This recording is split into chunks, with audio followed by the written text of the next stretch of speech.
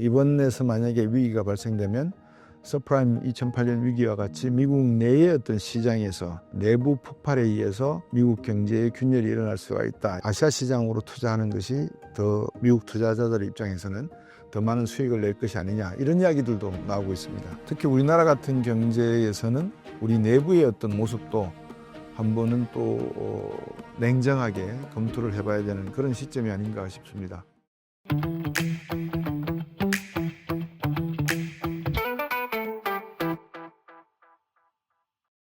네, 안녕하십니까. 곽수정입니다. 설 연휴 잘 보내셨죠? 설 연휴 동안에 미국 주식시장도 아시아 시장이 문을 대부분 닫는 바람에 미국 시장도 큰 변동성은 보이지 않았던 걸로 그렇게 판단이 됩니다. 많은 분들이 지금 우리나라 주식 주가지수도 코스피가 6천을 향해서 가고 있고, 제가 볼 때는 3월 초 정도 되면 충분히 6천은 돌파할 것으로 그렇게 보여지고요. 그러다 보니까 많은 기관들에서 전망을 내놓기가 7천 또는 7,500까지도 간다는 이야기를 하고 있는 것 같습니다. 주식시장이라고 하는 것은 늘 말씀을 드렸지만 기업의 기대 수익, 정비례는 반드시 아니지만 정비례한다라고 본다면 그만큼 우리나라 반도체 시장이라든지 조선, 또 방위산업, 또 전력 관련된 여러 산업에서의 어떤 선정이 예상되고 있는 것은 분명한 것 같습니다. 반도체 분야에서도 앞으로 28년까지의 장기 계약이 거의 다 찼다는 이야기도 들리고, 나름대로 희소식이 들리는 것도 사실인 것은 분명한 것 같습니다. 하지만 슈퍼사이클에 반도체가 들어온 것은 어디까지나 AI에 계속되는 지속 가능한 성장 덕분이다라고 봐야 될 것 같고, 현재 중국과 미국 간의 AI 산업에 있어서의 경쟁이 치열하게 벌어지고 있는 상황에서도 미국 중심의 어떤 표준화 또는 룰 세팅이 거의 굳혀져가는 그런 상황이 아닐까 싶습니다. 최근에 여러분께서 들으셨지만 시댄스라든지 중국의 틱톡의 어떤 영화 제작 같은 것도 이슈화가 되고 있지만, 사람들은 인공지능으로 만든 영화를 보기보다는 아무래도 직접 배우들이 나와서 연기를 하는 그런 영화에 좀 더 사후적으로는 관심을 가지지 않을까, 저는 그렇게 생각을 합니다만, 어쨌든 기술 개발이라는 측면에서 놓고 보면 중국의 약진이라는 점에서 배워야 되고, 중국과 함께 경쟁 체제를 구축한다는 것은 좀 문제가 있을 수 있겠지만 나름대로의 틈새 시장에 대한 우리의 공략은 필요할 것 같습니다. 21세기에 들어와서 가장 눈에 띄는 양상은 피터 자이안이 각자 도생이라는 책에서도 이야기했지만, 글로벌 지정학적인 또 지경학적인 여러 가지 변수들이 도드라지게 이제 나타나고 있는 그런 상황이라는 것은 여러분들께서도 이해를 하실 것 같습니다. 트럼프 대통령의 집권 2기를 맞이해서 나타나고 있는 미국의 정치 외교적인 도널드 라고 하는 이름과 먼로의 로우를 따서 돈노라고 하는 독트린을 트럼프 대통령의 애외주의에 빗대어서 이야기를 하고 있고, 기존의 전통적인 우방이었던 유로존 국가들과의 어떤 마찰, 그리고 아시아에 있어서의 어떤 피벗 투 아시아를 정점으로 해서 중국을 견제하겠다라고 하는 전략상에도 다소 문제가 있는 거 아닌가라는 의구심을 가질 정도의 좀 비틀거림이 있었던 것은 사실입니다. 그 와중에 미국 자본시장을 이렇게 한번 들여다보면 S&P 500이 7,000까지도 간다, 7,500까지도 갈 수 있다라는 이야기가 나오고 있고, 지금 6,900선에서 등락을 거듭하고 있습니다만 언젠가는 7,500까지도 돌파할 수 있다는 이야기가 들리는 것 같고, 여러 가지 측면에서 미국 증시도 호황인 것은 틀림이 없습니다. 하지만 미국 경제의 내부를 한번 들여다보면 AI의 지나친 의존, 하이퍼스케일러에 대한 의존이, 또 자본 집중이 지금의 주식시장을 만들고 있다라고 생각을 한다면 같은 내용이 우리나라 시장에도 적용이 될 수가 있겠죠. 그 점에서 이제 한번 짚어봐야 될 것 같고요. 두 번째는 많은 분들이 엔캐리 트레이드에 대한 걱정을 지적을 하고 우려를 이야기하고 있지만 놓치고 있는 부분이 달러 캐리 트레이드 부분도 있습니다. 외국인들이 우리나라 주식시장에 들어오게 되는 배경도 미국에 그러한 거품이 존재하고 있다라는 점, 그리고 아시아 시장이 최근 반도체 분야를 중심으로 해서 급등하고 있는 이런 측면에서도 미국 투자자들에게는 한국이나 일본 주식시장이 상당히 매력적인 시장으로 비춰질 수 있다는 점에서 그만큼 외국인들의 관심이 늘어나고 있다는 것. 그렇지만 미국 내에서 만약에 싱크홀이 발생이 된다면 그 싱크홀을 메우기 위해서 한국과 일본, 그리고 뭐 베트남이든지 아시아 국가에 투자된 자본이 급격히 다시 미국으로 흘러 들어가야 되는 양상, 이게 달러 캐리 트레이드의 한 부분이라고 설명을 드릴 수 있겠죠. 이런 현상도 나타날 수 있는 것 같고, 지정학적인 역량에서 미국과 이란의 어떤 첨예한 대결 또는 협상 내용들이 전해지고 있는 것만큼 그렇게 투명하거나 또 확정적인 것이 없다 보니까 여러 가지 가상의 시나리오들이 나오고 있는 것 같고, 이 와중에 중국과 대만의 어떤 긴장관계, 아직까지 수면 밑에 잠겨 있습니다만, 다카이치 사나의 일본 총리가 시진핑 주석의 심기를 건드렸다, 또 건드리고 있다라고 하는 것은 미일 연합방위 체제 내에서의 어떤 의미를 가지고 있는지, 그런 의미에서 미국과 일본이 또 어떠한 경제적인 단합을 하고 있는지, 이런 것들도 우리가 한번 다극적인 체제 관점에서 살펴봐야 될 것 같습니다. 한쪽은 각자 도생이지만 또 한쪽에서는 다극 체제에서의 각자 도생이라기보다도 주요 국가들 간의 이합집산, 합종연행, 이게 또 펼쳐질 가능성이 상당히 높아 보이거든요. 그 와중에 또 어떤 전문가분들은 그런 말씀들을 하시더라고요. 이번에서 만약에 위기가 발생되면 서프라임 2008년 위기와 같이 미국 내의 어떤 시장에서 내부 폭발에 의해서 미국 경제에 균열이 일어날 수가 있다, 이런 지적을 하시는데, 그 관점에서 놓고 보면 지금부터 2, 3년 전에 미국 샌프란시스코라든지 주요 서부 도시 내에 상업용 모기지 시장이 상당히 위기를 맞이한 그런 내용들이 있습니다. 뉴욕의 주요 부동산 건물이 17억 달러를 주고 매입한 부동산 가격이 3억 9천만 달러로 급격히 80% 이상 하락하는 그런 모습을 보이면서 이 모기지 시장의 어떤 문제점이 실물 경제 또는 금융 경제로 터질 가능성은 없는가.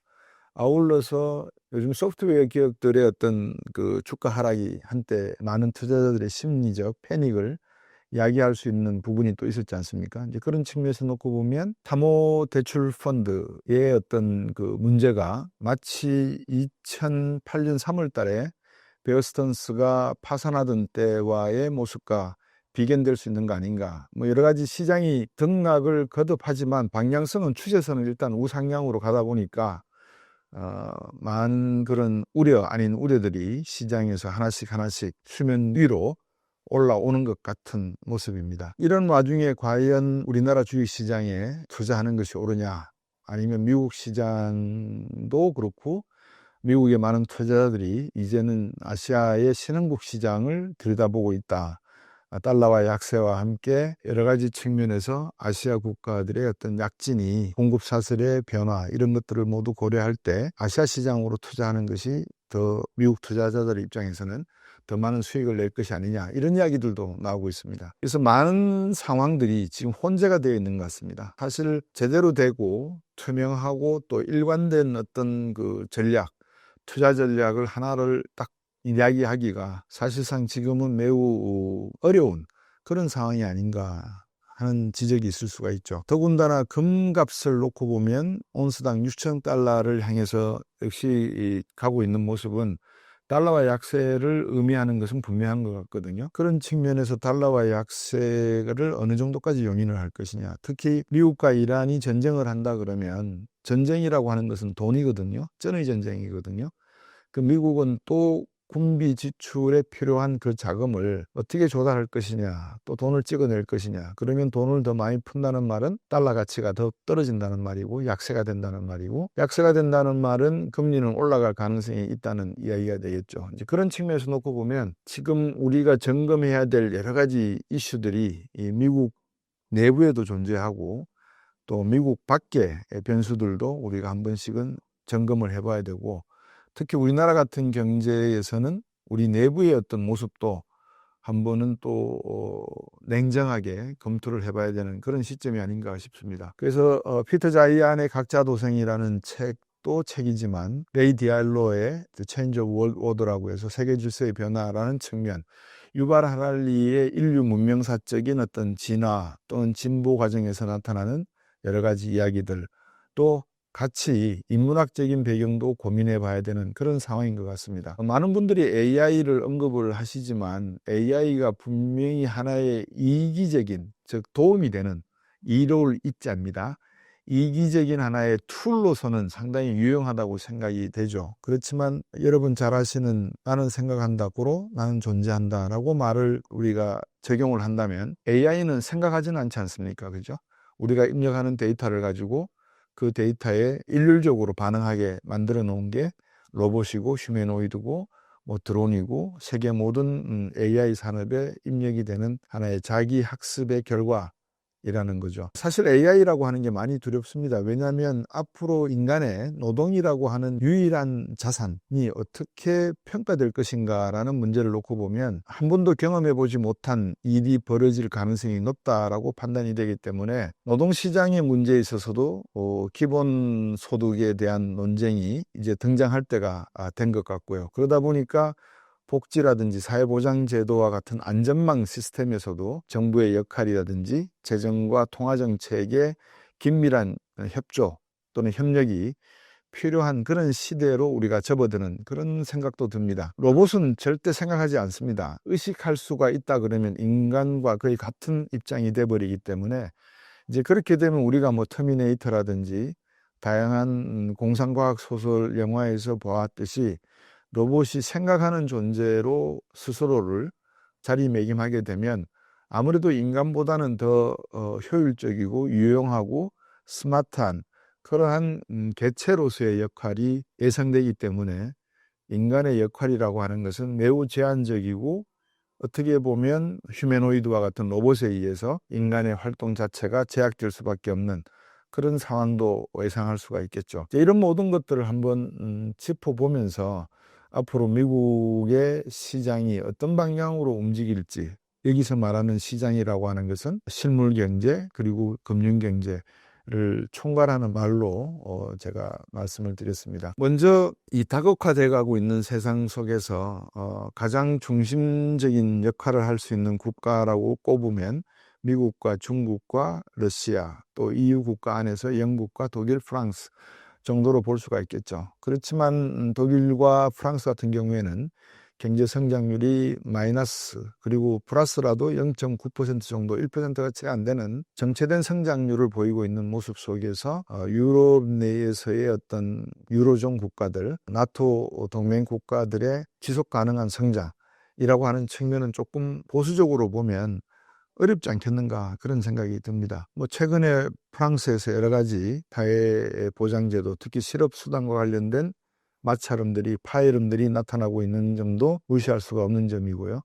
러시아 우크라이나 사태를 보셨지만 러시아에서도 주변 인접 국경 국가들의 어떤 그 정치 경제적인 또 군사 안보적인 침략 가능성에 대한 견제라는 명분으로 과거의 소비에트 연방의 모습을 동경하는 듯한 푸틴의 그림을 보면 미국으로서도 거기에 대한 나름대로의 전략과 가치를 21세기에 새롭게 정리할 필요가 있는 것처럼 보여집니다. 트럼프 대통령의 전략은 제가 느끼기에는 분명하게 말씀을 드릴 수 있는 게 미국은 더 이상 경찰 국가로서의 역할을 아무런 보수 없이 리워드 없이 할 생각은 전혀 없다.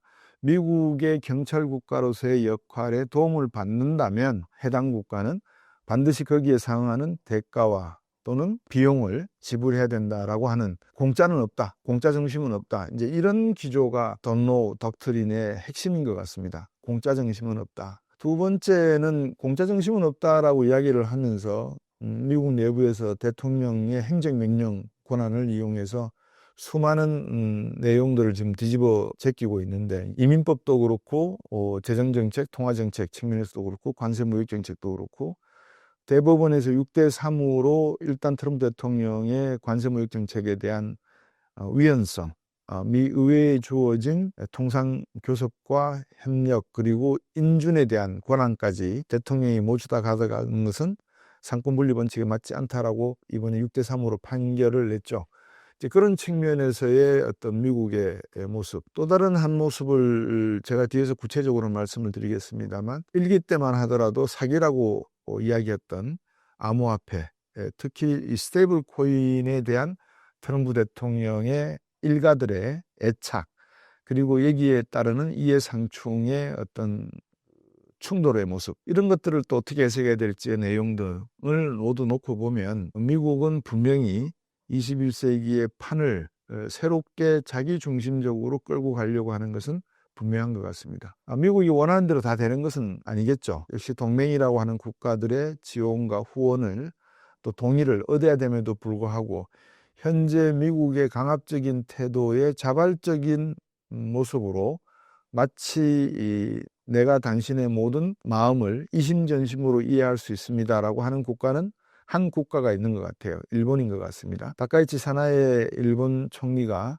개헌이라고 하는 이슈를 들고 나오고 아베노믹스의 계승자라는 입장을 치고 나가고 또 이번 서해안에서의 미일 군사합동훈련 과정에서 한국이 배제된 측면, 한국이 프리덤 실드라고 하는 연례 군사훈련에서 한미일 합동군사훈련을 제한하지 않고 한미 간의 군사훈련을 제한했지만 미국이 그렇게 할 거면 하지 않겠다라고 하는 반응, 이런 모든 것들을 놓고 보면 한국도 분명히 미국과 일본, 중국이 생각하고 있는 어떤 지정학적이고 지경학적인 전략과 전술을 제대로 이해할 필요가 있다는 생각이 듭니다. 우리가 미시적으로 끌고 내려오면 환율이 어떻게 될 것 같다, 그리고 증시가 어떻게 될 것 같고 부동산 시장은 어떻게 될 것 같다라는 판의 변화, 추세의 변화로 해석을 할 수가 있겠죠.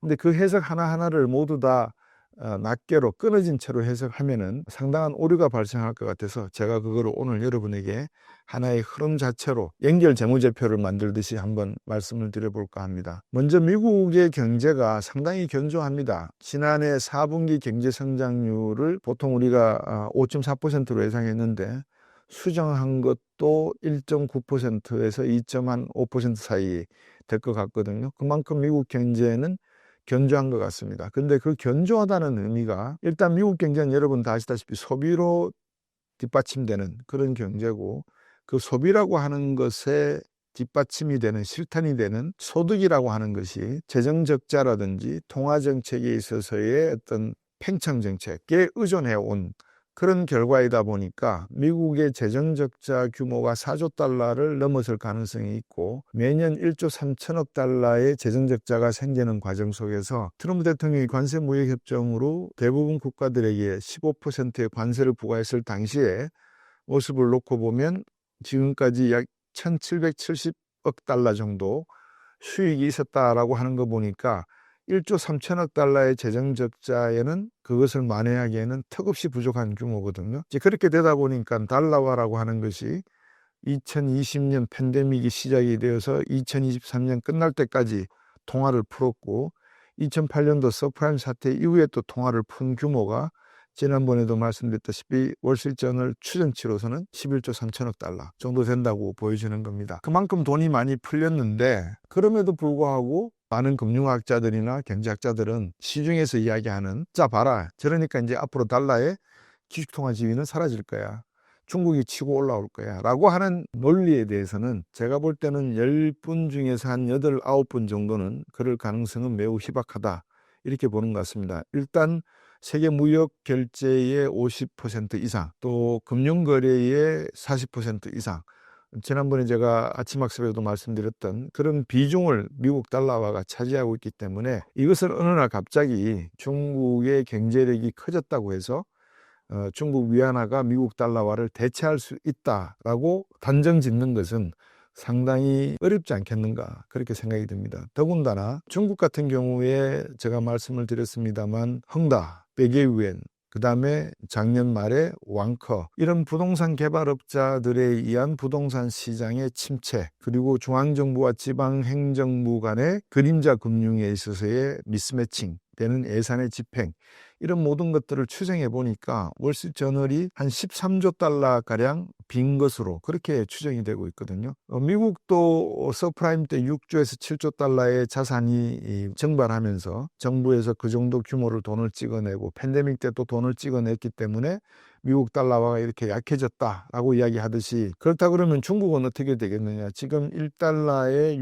6.89 위안 정도 하거든요.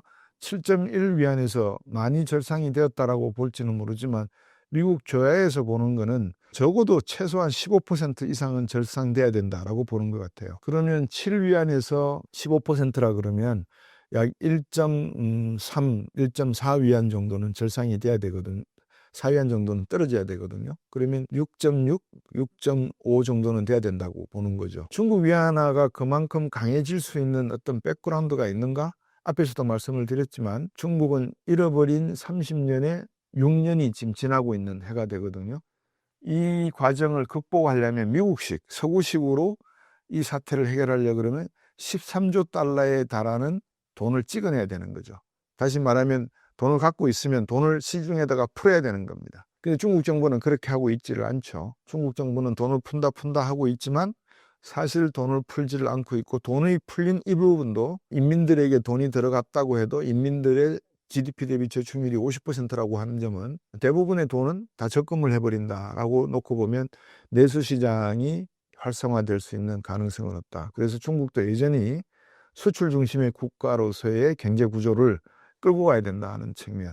그러면 수출을 하는 국가로서의 단점과 장점이 뭐냐? 물건을 많이 팔면 외화를 벌어들이지만 물건을 많이 팔지 못하게 되면 내수가 뒷받침되지 않으면 자국 경제에는 상당한 스태그플레이션이 발생할 가능성이 높아진다. 이렇게 말씀을 드릴 수 있겠죠. 물가는 올라가고 성장률은 떨어지는 그런 형태가 될 가능성이 높아지기 때문에 어떤 면에서 보면 위안화의 절상되는 모습, 6.8위안 이런 식으로 떨어지는 모습은 자구지책이 아닌가, 이제 그런 생각도 한편으로는 듭니다. 미국의 여러 가지 경제적인 상황 중에서 제가 앞에서도 언급을 해드렸지만 상업용 부동산 시장은 2020년 이후 팬데믹이 거치면서 많은 기업들이 재택근무 쪽으로 새로운 문화를 만들었습니다. 그래서 지금 현재 원격 조정이라든지 또는 재택근무를 통해서 근무를 많이 하다 보니까 과거에 필요했던 사무실이 그만큼 필요치가 않은 거죠. 그러다 보니까 상업용 모기지 시장, CMBS라고 하는데요. Commercial Mortgage Backed Securities라고 하는 이 시장에서 지금 연체율이 상당히 증가하고 있는 걸로 그렇게 나타나고 있습니다. 앞에서도 말씀드렸다시피 17억 달러에 매입했던 뉴욕 건물이 지금 가격이 떨어져서 3억 9천만 달러의 매물로 나왔다라는 소식이 들리거든요. 2년 전인가요? 샌프란시스코의 중심가에 코너에 있던 상가 건물이 1,700만 달러짜리가 300만 달러 정도로 가격이 떨어져서 나온 건도 있었습니다. 지금 그게 팔렸는지 제가 업데이트를 안 해봤는데요. 그만큼 미국 전반적으로 상업용 모기 시장이 어둡다라고 하는 것은 소비가 어둡다라는 의미고요. 그럼에도 불구하고 미국 경제가 견조하다는 말은 소비의 행태가 바뀌고 있다는 걸로 의미하거든요. 갭 매장에 간다거나 아니면 바나나 리퍼블릭 매장을 간다거나 매장에 가서 소비를 하는 형태가 아니고 이제는 온라인 쇼핑을 하는 그런 세대로 문화 자체가, 쇼핑 문화 자체가 바뀌고 있다는 의미도 되는 겁니다. 그래서 미국 경제가 견조하다는 의미는 어쨌든 소비세는 유지되고 있다. 왜?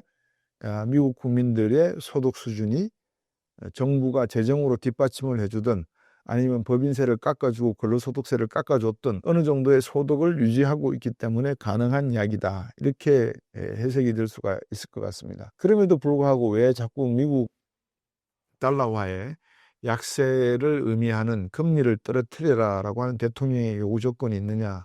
이제 이 부분이 사실 중요한 내용이죠. 두 가지입니다.